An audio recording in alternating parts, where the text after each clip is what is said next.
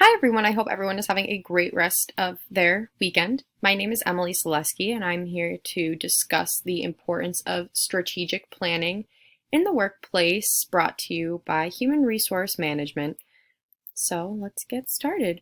Over here on my screen, I have an article, and it talks about the difference between strategic planning and operating plan.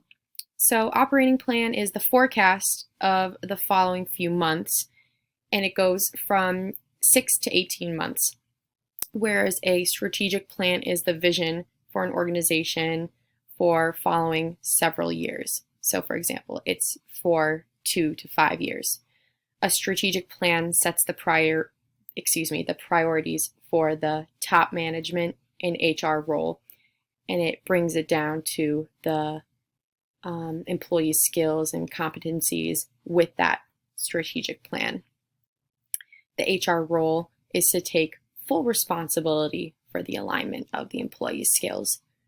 So the goal for the strategic plan is for HR professionals to have a part of a strategic plan that employees will execute the strategic mission of the organization. So over here, I have a chart that outlines the company strategic plan, human resource management strategic plan, and then an HR plan.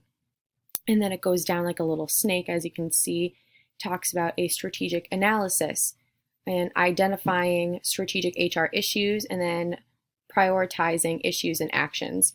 So when there's a issue that needs to be addressed, so for example, we need to determine the needs and wants in a workplace. If we need to recruit more talent, developing the training, appraising performances, we as HR, we need to determine what needs to be done in the workplace. So in conclusion, that is the significance of developing a strategic plan in HR.